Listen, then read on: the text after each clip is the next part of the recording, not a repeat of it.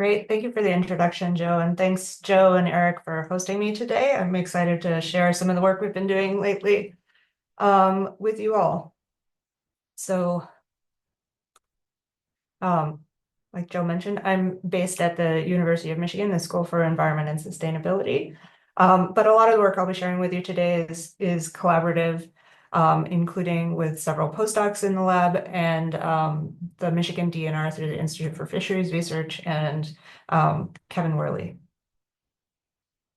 So we know that aquatic ecosystems are facing multiple interacting environmental stressors, which include things like climate change, habitat degradation, pollution, exploitation, and invasive species. And these stressors can impact fishes at many scales, from molecules to ecosystems, and produce a diverse set of biological responses.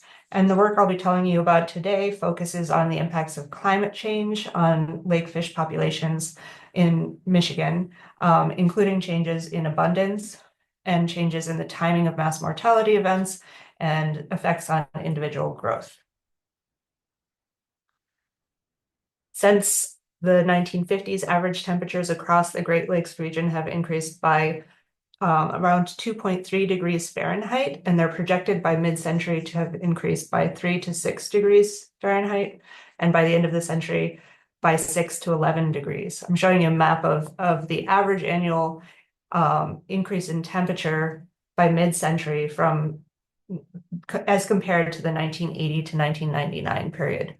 But it's important to realize that temperature changes in this region are not evenly distributed in either time or space. So winter temperatures have actually risen much faster than other seasons. And here I'm showing you two maps. On the left, the projected change in the number of days below 20 degrees Celsius by mid-century. And we see that the most intense changes for Michigan are in the Upper Peninsula, in northern lakes. Whereas on the right, I'm showing you the projected change in the number of days over 90 degrees Fahrenheit. So heat waves, which are more likely to increase in frequency and in terms of the number of days in the southwestern part of the Lower Peninsula. And today I'd like to show you how we're using a really amazing set of historical data in order to investigate the impacts of climate change on fishes in Michigan's inland lakes. And I'm going to use these data to show you three different effects that we've looked at. First, looking at the question of whether temperatures change abundance, focusing on largemouth bass. Secondly, whether the seasonality of mass mortality events, fish kills has shifted over time. And third, whether increasing temperatures decrease fish growth. And for all of these questions, we're using a set of data that comes from the Institute for Fisheries Research, which houses data from more than a century of lake surveys. And IFR, the Institute for Fisheries Research, is a cooperative between the Michigan Department of Natural Resources and the University of Michigan. So IFR houses a lot of data, most of which for the historical data is on these types of cards, or that look a lot like index cards. And there are cards which include information about fish community composition and abundance, and fish growth, and plants and invertebrate resources, and temperature and oxygen profiles, and various habitat conditions and survey methods and management actions, including stocking and fishing regulations.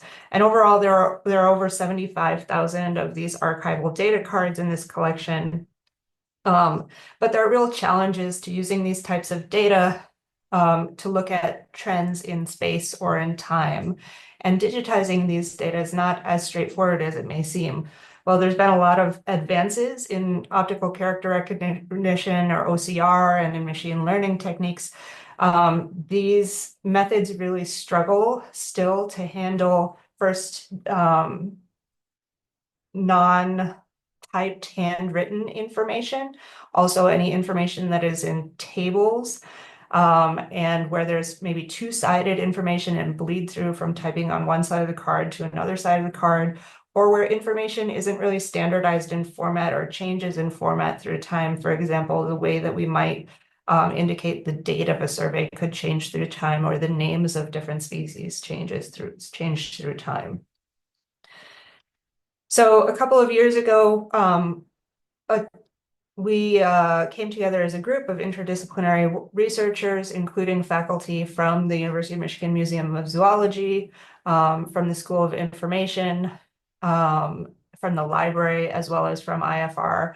And we had a number of really great students and postdocs on this project. We got funding from the Michigan Institute for Data Science in order to start digitizing this data set and using it to understand potential impacts of climate change on fish communities in Michigan. We decided to use a community science crowdsourcing platform called Zooniverse. And through the Zooniverse platform, we involved more than 2,800 volunteers online in helping us to digitize these data. Zooniverse allowed us to create several different types of workflows in order to capture data from these cards that we prioritized for different research questions. So we had workflows that focused on the survey locations, dates, and collectors, other workflows focused on sampling gear and effort, workflows that focused on fish size at different ages, etc. Zooniverse also allowed us to create tutorials for transcribing the data, share with the volunteers the team's research question, the history of the data collection, provide a field guide to common species and survey techniques, and tutorials for transcribing the data. And a really important part of any Zooniverse project is the use of these talk boards. So these allow us to engage with for researchers to engage with the volunteers individually and start conversations about things like interpreting really challenging handwriting, inconsistencies in the style and the formatting of the data, classifications, about methods. And here I'm showing you an example where people weren't really sure what the card was saying down here. It kind of looked like three lungers. We looked at the context of what was written on the rest of this card, and it became apparent that this was really about three lawyers. And in fact, on the back of the card, they talk about three burbot species. So lawyers is another name for burbot. And this also allowed us to share some information about burbot with volunteers on the project. We're really still working on finalizing the QA/QC of this database and the long-term storage of both the original card images and the data, and as well as publishing a data paper. So please keep an eye out for these resources in the near future. But I'm going to spend the rest of this talk talking about these three questions, and we'll start with thinking about how temperature might predict changes in abundance over time. So when we think about projected climate change, we often see illustrations like this or hear about various analogies like this, where we think about climate similarity. So here, this is an illustration of what the predicted climate change for Michigan will be mid-century and by the end of the century under two different climate emission scenarios. So in red is a high emission scenario and yellow is a lower emission scenario. And this is a projection from 2010, so it's a little bit old right now, but at that point, they were projecting that the climate in Michigan by the end of the century would become similar to what Oklahoma was historically, say between 1961 and 1990.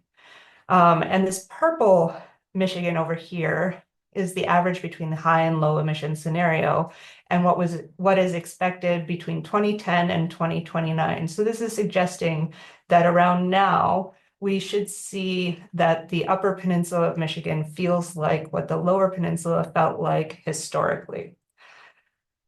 So our climate models have changed somewhat. We're not really expecting hotter and drier, maybe more closer to hotter and wetter climates now in the Great Lakes region. But this is interesting to think about, that by now we might actually start to see changes in the climate in the Upper Peninsula such that it really resembles more what the climate was historically in the Lower Peninsula. And ecologists often use space for time substitutions, that is, to predict what will happen with future climate change. So we use relationships between climate and species occurrence or species abundance in space in order to project changes under future climate scenarios. So for example, here's largemouth bass and its distribution in the state of Michigan, in lakes in the state of Michigan, drawing on data from the current Michigan Status and Trends Monitoring Program, and what is the relative abundance of largemouth bass in individual lakes across the state. And you can see that largemouth bass is much more abundant in the lower peninsula than it is in the upper peninsula, but we might expect with future climate change, under the kind of climate scenario map that I just showed you, that largemouth bass should become more abundant as these lakes warm into the future, largemouth bass being a warm water adapted species.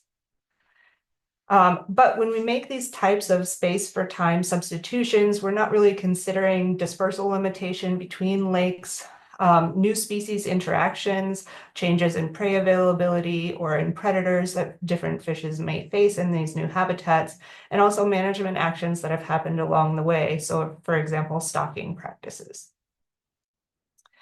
So in this project, we were really interested in our ability to test forecasts, not by looking to the future where it's a little bit hard to test a forecast, but by hindcasting models to the past and predicting and testing their abundance, their ability to predict abundance against the historical data that we had from those cards that I showed you.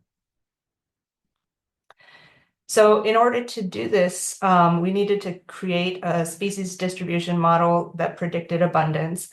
And that's a little bit challenging when you have data from various types of gears. In order to estimate a relative abundance across lakes, you have to incorporate the fact that when you're catching fish by different gear, they have different catchability. And so Caitlin King led this work. She was a postdoc in my lab, and this research was recently published in Ecography if you want to take a look at it and see more details of her model. But essentially, in our data set, we had data for bass that were captured by seining, by gill nets, by trap nets and fyke nets, and some by electrofishing. And Caitlin created a Bayesian hierarchical model in order to predict relative abundance by incorporating different gear biases and regional effects. So in her hierarchical model, she incorporated two random effects. First, the fisheries management units that are used in the state of Michigan. This accounts for some spatial autocorrelation and differences in management across space. Then she incorporated lake as a random factor, where within each lake we may have different types of gear used. And then this is a little bit of a simplification, but basically her model predicted a catch by gear type that is determined by these random variables and environmental covariates. And I'll show you the impacts of different environmental covariates in a minute, as well as the catchability, relative catchability estimated across gears, and the effort used for each individual gear. Now, the environmental predictors that she included in the model included a couple of land cover variables, so the amount of wetland and forest habitat in the surrounding watershed, as well as lake morphology variables like depth and lake area, day of year as a covariate. And then the climate variables that we were interested in was average surface temperature, and she also included Secchi depth, which is measure of water clarity. And in this case, she developed a gear general model that created an effect size for each of these environmental predictors across gear, and then looked at how those effect sizes varied within gear in gear-specific models. And looking across these models, what you see is that any of the times that these curves don't intersect with the zero line, they're highlighted in blue. These are statistically significant effects. And generally, what she found was that larger lakes tend to have larger lakes tend to have fewer largemouth bass, so a negative effect of lake area that's probably related to the amount of littoral habitat. clearer lakes with higher Secchi depths also had more largemouth bass. And then higher temperatures also led to higher relative abundance of largemouth bass. She then took this model, which was fit using the contemporary data from that current status and that current monitoring program, and hindcast her model to historical temperatures for lakes across the state, and then compared the prediction of relative abundance to the abundance that she had from those historical records. So here I'm showing you one, the overall fit of those two models. So originally to her contemporary data set, she explained about 40% of the variance with her in abundance with her model. And then the historical data set explained about 31%, which was actually a much stronger fit than we expected. And this meant that predicting into the past or hindcasting to historical temperatures actually worked fairly well, suggesting that predicting to the future will also work fairly well. And here in this figure, I'm showing you the distribution of the errors between the historical and the contemporary model in the orange and blue. And there's good overlap between these two, indicating similar types of fit. Now, we also use these models in order to estimate historical abundance during the historical period, which here is between 1936 and 1964. And this map is showing you the relative density or relative abundance of largemouth bass across the state during that historical period. So higher abundance in the lower peninsula, lower abundance in the upper peninsula.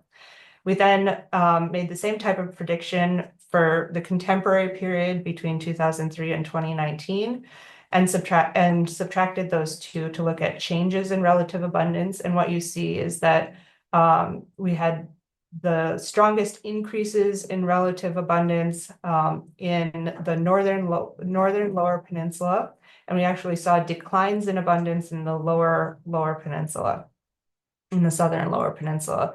And this actually relates to the fact that we don't actually see warming lakes during this period across the state. In fact, the strongest warming in terms of lake surface temperature occurred in the northern lower peninsula and the eastern upper peninsula. And there were also areas where lakes tended to cool between these two time periods.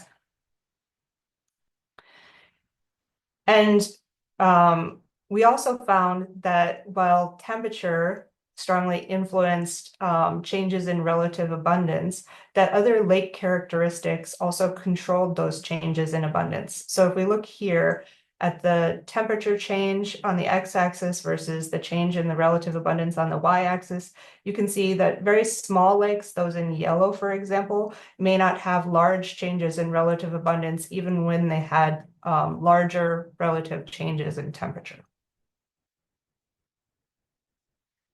So just a few kind of take-homes from this work. First, we were able to develop methods for analyzing really heterogeneous and patchy historical data that allow us to interpret changes over long time periods and really regional scales. Second, incorporating data on gear and effort allows us to examine changes in abundance rather than only changes in presence and absence, which is what a lot of these models do. We're only starting to see examples where we're able to predict changes in abundance. And the impacts of temperature changing on fish abundance, in this case, can be predicted fairly well using the space for time substitution.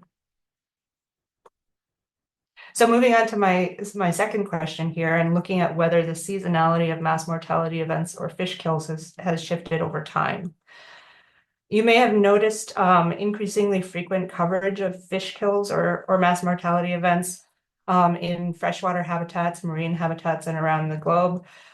In fact, mass mortality events that include tens of thousands to millions of organisms have been reported with increasing frequency and in increasing sizes across a range of different taxa, not just fish. And this is documented in this relatively recent PNAS paper. But fish mass mortality events are poorly documented and poorly understood, and there's a number of reasons for this. Fish kills are generally ephemeral. They last a few days to a few weeks. They're very stochastic in nature. And this and the fact that they're driven by interacting stressors makes them really difficult to predict. And management agencies really rely upon public reporting of these events. Fish kills are often observed by chance, and there can be some bias in their observations where kills in larger and more frequently visited water bodies are more likely to be reported. And determining the species, cause, and extent of kills can require some expertise, and there's rarely resources available to follow up on and investigate the causes of these fish kills. We know that several often interacting factors can lead to mass mortality in fishes, and these factors include things most commonly like oxygen depletion, particularly related to ice and snow cover, and to algal blooms and the decay of plant matter. They can also be associated with extreme temperature changes, or extreme temperatures or rapid temperature changes, with spawning depletion, infection, and anthropogenic disturbances like contaminants and water withdrawals, although these last few factors are less common in Michigan lakes. Winter kills have historically been a lot more common in Michigan's inland lakes than summer kills, but under projected climate change scenarios, winter kills are expected to become less common while summer kills become more common. So Fang et al. In 2004 predicted that winter kills may virtually disappear from this region due to shorter ice cover periods of up to 90 days shorter. And more recently, Tai et al. Projected 6 to 34-fold increases in summer kills by the end of the century. And we know that lake conditions are already changing. We have several examples from around the globe. Specifically, ice duration on lakes has declined globally 6 times faster in the last 25 years than in the previous quarter century. Around 15,000 lakes in the Northern Hemisphere have been documented as newly experiencing ice-free years. There's been a 6-fold increase in the frequency of lake heat waves from 1995 to 2004 to the 2010 to 2019 period. And these increases are associated with deoxygenation in both shallow and in deep water habitats. So given that these changes are already occurring, we were interested in examining whether the predicted changes in seasonality has already started in Michigan's inland lakes. And to look at this, we drew from our historical data set that I already showed you. We had 398 of mass mortality events reported between 1935 and 1985 in this data set. We combined this with field reports from Michigan DNR employees from 2007 to 2019, and then also with public reports through Michigan DNR's current Eyes in the Field app. We had 104 reports from 2018 to 2022. And altogether, this data set spanned the state of Michigan with good spatial and temporal coverage. And I just want to show you a little bit about what the historical records of mass mortality events look like. So this is a fish mortality card from 1955, reporting a fish kill from August of 1955. And if we look more closely at this, it says that this is the cause of mortality is probably related to extremely high temperature over an extended period of time. And it goes on to say that the majority of fish found were large white suckers plus a few small perch and rock bass. And in pounds of fish over a period of 6 weeks, it could add up to be quite a bit. However, is believed to be beneficial rather than detrimental because of less competition for food resulting from more desirable fish than the white suckers at the time. Here's an example of a winter kill from February of 1936. And in this case, all sizes of fish were found dead. Ice thickness was 16 inches and snow depth 12 inches on average. There was a previous loss of fish from this water body in spring of 1918. 75% of fish killed were mature game and food fishes. It actually says that 657,163 food and game fishes were killed in this event, and 4,421 noxious fishes. So noxious fishes is a classification given to fishes like gar, which weren't really appreciated at the time, and luckily and with a lot of effort, our opinions on these native fishes has changed through time. So this is an example of where our most recent fish kill data came from. This is the Michigan DNR Eyes in the Field app, through which the public can report fish kills through a website and an app. And fields in this app include details about the observer, the location, including a potential map, time, date, species if that's known, and the number of individuals, and they can upload pictures as well. So altogether, we collected 525 observations of fish kills, and here I'm showing you the distribution of those observations in each decade, in each panel, and across months, the bars across these panels. And in the top row, we see that in the 1930s, 40s, and 50s, the peak in observations occurs in March or April, and this would be when ice is melting and ice off reveals winter kills. And then in the 1960s, 70s, and 80s, in the middle panels, we see that this peak in the date of observations for fish kills shifts later to June. And finally, in the 2010s and 2020s, we see a broadening seasonality extending fish kill observations later into the fall. And if we look at these data in a slightly different way, again, the decades are colored here.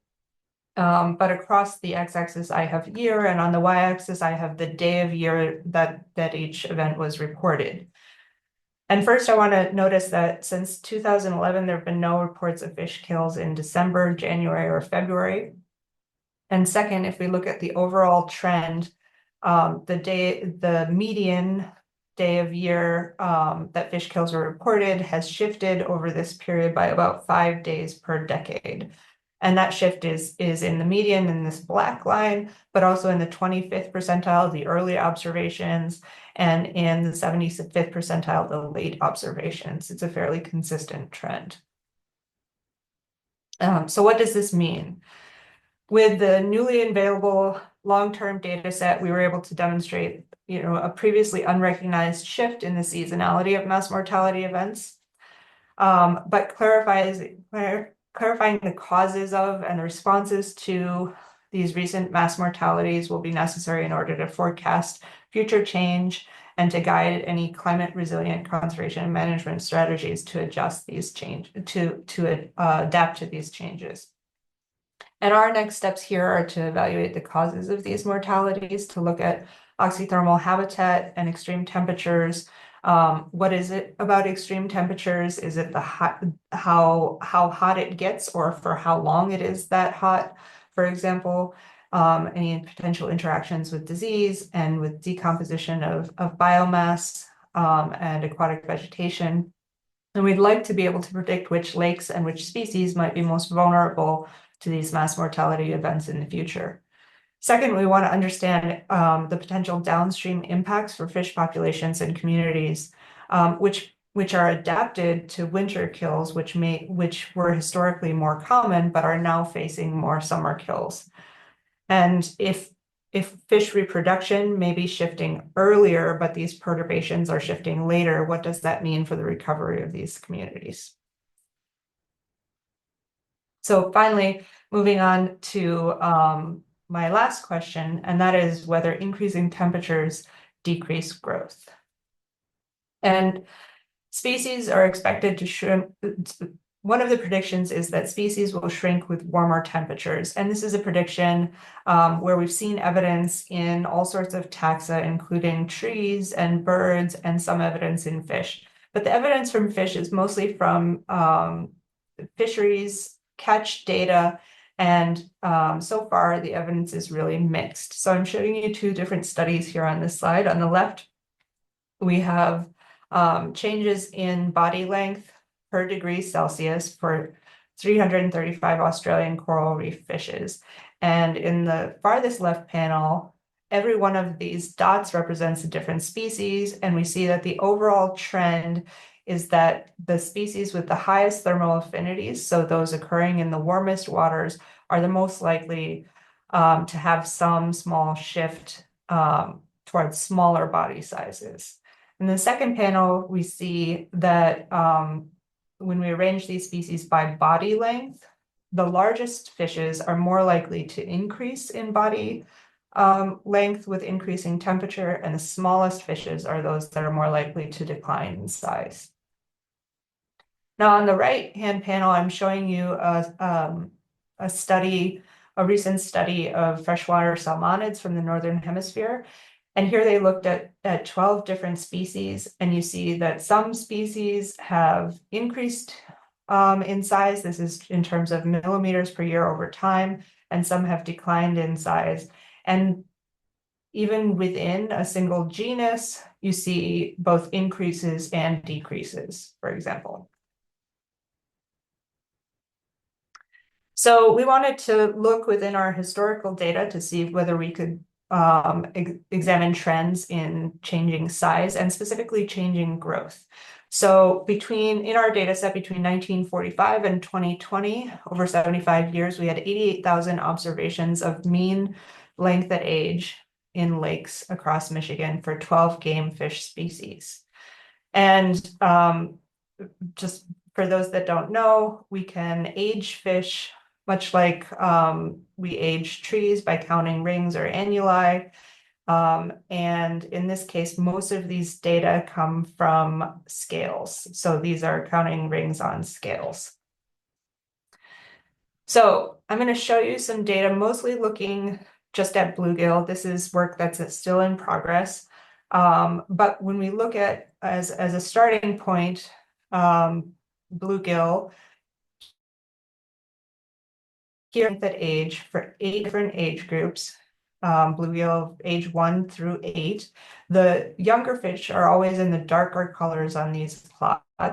And what we've plotted here is a model of mean length at age over time. Again, over those 75 years, we're looking at the trends. And we see that the older age classes of bluegill are relatively stable, maybe increasing a little bit. But as you move down to younger bluegill, what we see is a decline in size over time. And these are marginal effects accounting for factors like lake area and depth that also are known to influence bluegill size. This is a summary of trends from across species for the same types of models I just showed you. And I forgot to mention, this work that's still underway is being led by Peter Flood, who's a postdoctoral researcher in my lab. So Peter's put together these same types of models for the 12 different species. And in this plot, each dot is a different age class. The species are colored by their thermal guilds, so those that are adapted to warm water are in yellow, and bluegill, the example that I just showed you, is over here. Each dot represents a different age classes. So in bluegill, most age classes overall declined. But we might expect that warm water fishes would be less likely to decline, perhaps more likely to increase, while cold water species we might expect to have the strongest declines in size. And this isn't really what we really found. And overall, when we look across species, you see small but negative changes in size at age.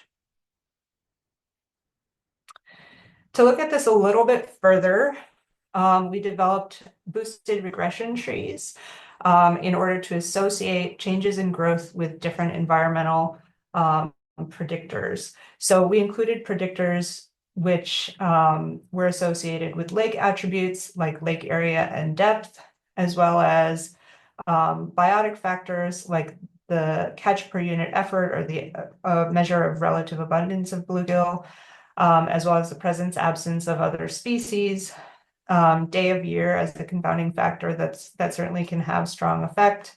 And each of these boxes are showing the relative influence of each of these factors on bluegill growth. And in the case where a bar crosses this black line, the effect of that factor is considered statistically significant. So if we look across the age classes, 1 to 8, again, being illustrated here, we see in all cases, lake area and depth are influential on bluegill growth. And then the other important factors include the degree days of the lake. So this is a measure of climate that includes both temperature and the length of the open water season, as well as the mean surface temperature. So those green lines are significant. And then bluegill catch per unit effort is also significant across age groups. So I want to look at the climate factors a little and the catch per unit effort just a little bit more closely. So these are partial dependency plots for the boosted regression trees. And what this is showing is the effect of those different predictor values. So degree days, surface temperature, and the bluegill catch per unit effort on growth. And each of these lines represents a different age class. And boosted regression trees tend to have a little bit of wiggliness, some noise related to the amount of sampling for each of those age classes across the environmental predictors. But if we look at degree days and surface temperatures across age classes, what we see is on average a decline. So increasing degree days, longer growing seasons, or warmer temperatures are associated with less growth across those age classes. Similarly, increasing surface temperature is associated with less growth.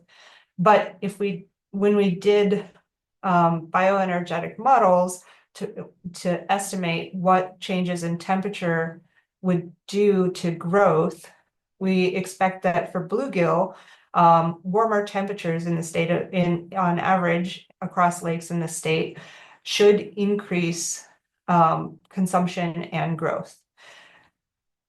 When we combine what we've observed empirically and with these boosted regression trees with the expectation that warmer temperatures might actually increase growth in bluegill, this indicates that it's perhaps consumption that's limited, that there's not enough food available for bluegill to take advantage of those warmer temperatures and grow faster in warmer climates. And we have a little bit of evidence of this from the fact that we see that bluegill abundance and thus competition can have strong effects on growth overall in our data. So our next steps here are to look at more species, and specifically we're interested in non-game species that aren't often looked at in these types of climate growth relationships.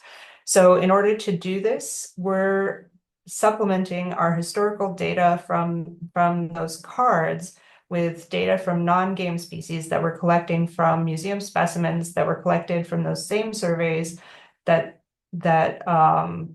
are in the historical data stored at IFR. So we have fish specimens for several non-game species, and we're measuring and aging those species. Our hope is to get data for change in growth over time for around 30 species that are common in Michigan lakes, and then to be able to look at what the trends are across those species and whether different species traits like size, thermal traits, life history, and trophic yield can be used to predict whether a species is more likely to grow or shrink with warming climate.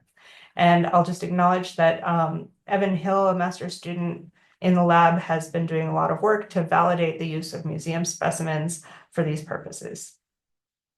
And combining museum specimens with the historical data we have on environmental variables and community level variables, as well as fish catch, can be really potentially powerful, because these museum collections are libraries of biodiversity through time that we're starting to use in a variety of new and different ways to look at things like changes in stable isotopes and fish morphology, in toxins, in reproductive traits, stomach contents. There's a variety of different factors that can be looked at with museum specimens over time. So with that, I'd like to wrap up and take any questions, but first I'd like to acknowledge the community members that have reported mass mortality events, the Michigan DNR Fisheries Division, and other state workers throughout the decades that collected the data that I showed you today. A set of really dedicated Zooniverse volunteers that helped us to digitize the data that we used. My collaborators on the Changes Project, that historical data project, as well as the students and postdocs that have worked on the growth project and funding from Michigan Institute for Data Sciences and NSF. And I'm happy to take any questions.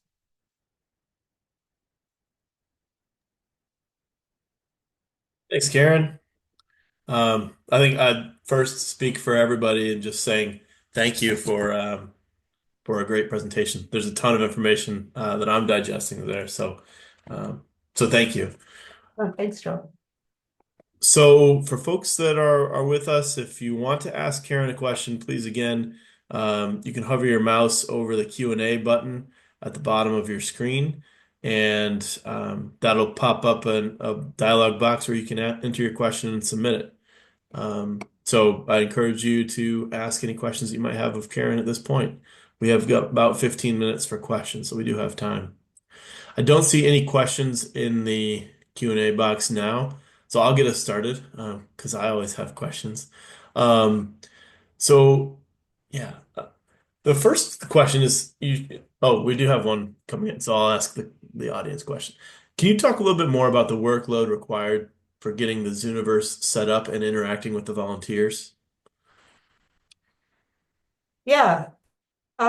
So we have a paper that is in the second round of revision review right now on best practices for that. Keep an eye out for that in the near future. And it really is the process. The first thing we did to look at the different card types that we have and develop a data dictionary with the different fields and what formats they were in. And prioritize the data that we want to capture, especially for research questions in the future. I claim that we digitized everything in that database. There's a ton of information, and so we looked at which fields we needed the information from to answer our research questions. Then we workflows, and this can be kind of tricky. So trying to decide what is the appropriate amount of information to be captured each task that you give a volunteer, and this balance of making things interesting for people. A table of 100 values that you're never going to be able to get through down in one session, right? Thing that is manageable and that's interesting, and the tasks that might be involved in that. You also have to think about how you want that data formatted on the other side. So is it a fixed vocabulary? For example, like are you choosing months January to December and it's a drop menu, or are people transcribing the date exactly and you might get different formats of those dates. It might be one is one, or January might be the second digit. A lot more post-processing in QA/QC. So in cases where you can have fixed vocabulary, helpful. And that allows people to do advising for you, it into a standardized fixed vocabulary. In other words, what we have is every card, every task is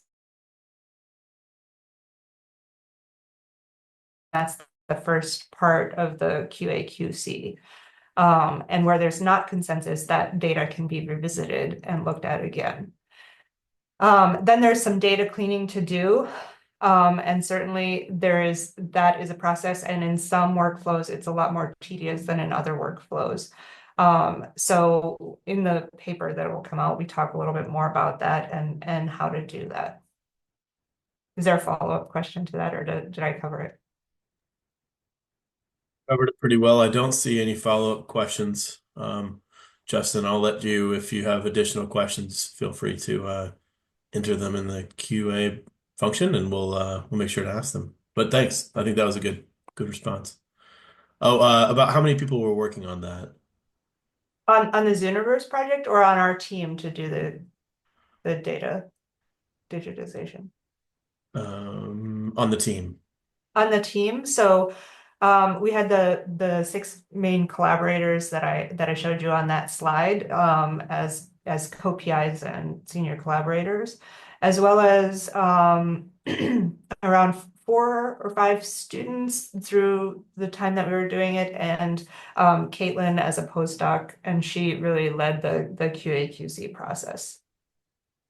And Justin, our collaborator from the library, really led the workflow development in Zooniverse, and took charge of a lot of the talk boards. So we had a lot of interaction through talk boards and pinged each other for answering appropriate questions. Good, thanks. And Justin says that he'll look forward to the paper.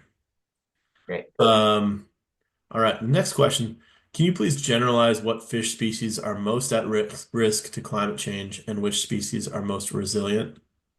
Yeah, so in northern temperate lakes, we often classify fishes based on thermal guilds. So warm water adapted, cool water adapted, and cold water adapted. An example of a warm water adapted fish would be something like largemouth bass or bluegill. Cool water adapted, our iconic species are walleye. And cold water adapted might be something like lake trout or cisco.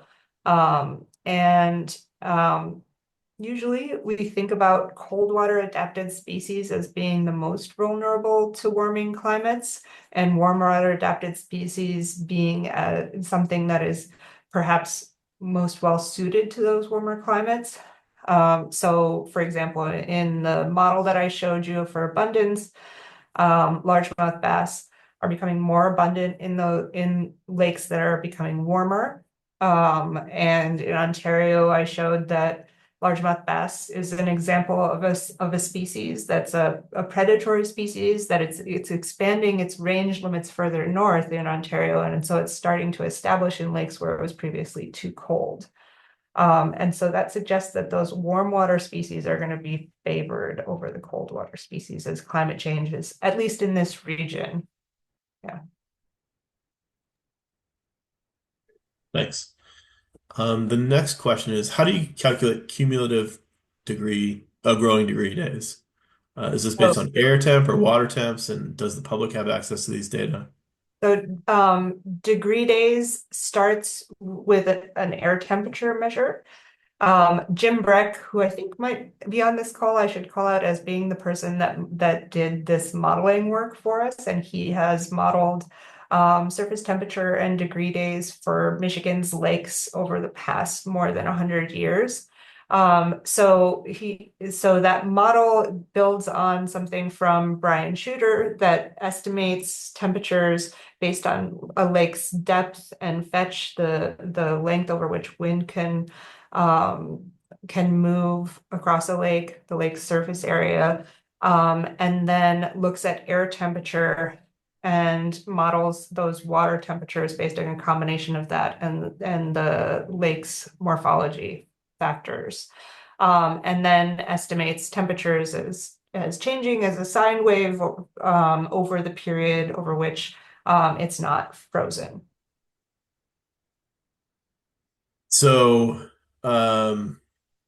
then the degree days are the number of days above a certain Yeah, temperature. sorry, I skipped that. Thanks for pointing that out, Yeah. Joe. So from temperature, it's the number of degrees over, in this case, 0 degrees over that open water period. So the number of degrees over the number of days, essentially. So it combines those temperature increases with changes in the open water, length of the open water season.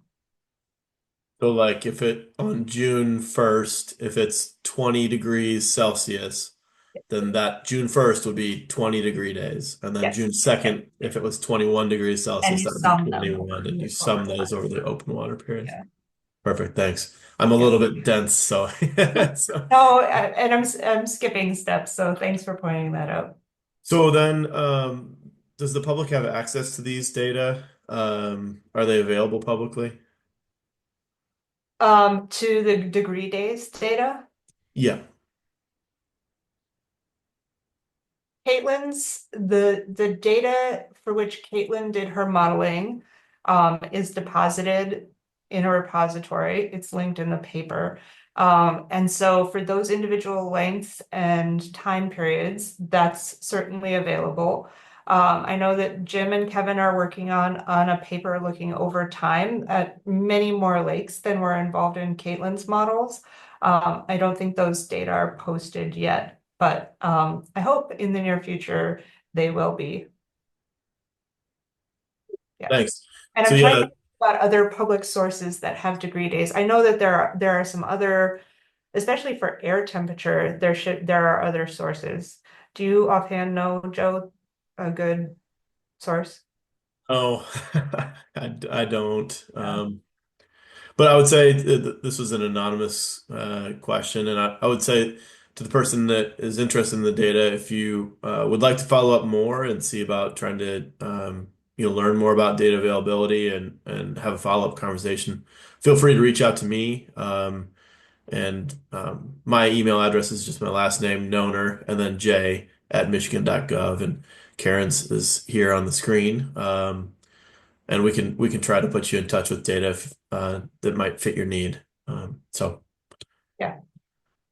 okay, we've got another question. To what extent do you think that other lake effects like shoreline development, habitat loss, etc., might have affected fish growth in the course of your study?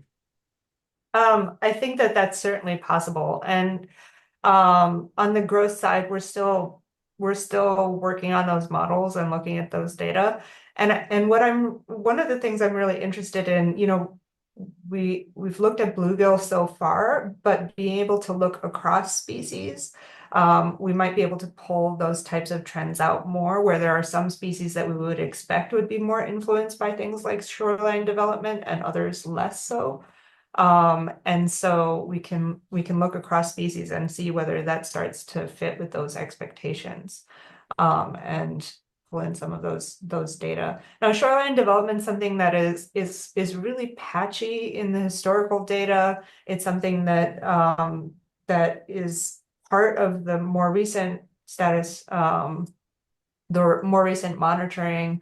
But there is some historical data. I don't think there's quite enough to include it in the modeling framework that we have right now, but it's something that we could look at a little bit more in the future. Yeah, that's a good point. Thanks. All right. I don't see any questions in the queue, so feel free, folks. This is your last chance to submit a question if you have one as we start to wrap up here. I will ask a question I had. So in the first part of the talk, you talked about there's these uneven kind of heterogeneous temperature changes regionally across the state, and some of the southern lower is actually cooling across the period of record that you had, and then you showed that there were some mass mortality event changes and that some of those are related to temperatures. And so I guess the question is kind of thinking about those two ideas. Did you guys look at how mass mortality events might be changing regionally? It might be differing. So are we seeing more summer kills in the north where it's warming quickly, for example? That's a good point. I haven't done it yet. And really the next step with that is to start digging into associating it with environmental variables. But I think just looking at them spatially, the trends spatially could be important.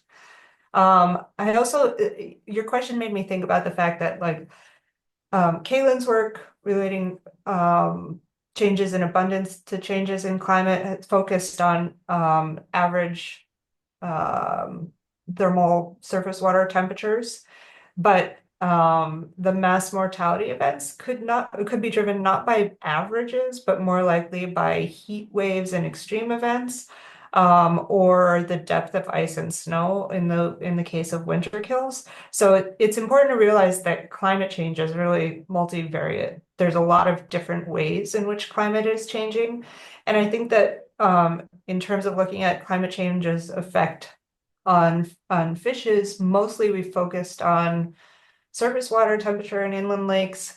We're doing more with degree days, but we haven't really started looking at extreme events yet. Yeah, that's such a great point. And I think we see. within Michigan DNR, when we get a lot of fish kill reports in the spring, it's that rapid warming that's occurring on top of existing spawning conditions that is stressing fish out. So that's kind of another Right. Yeah.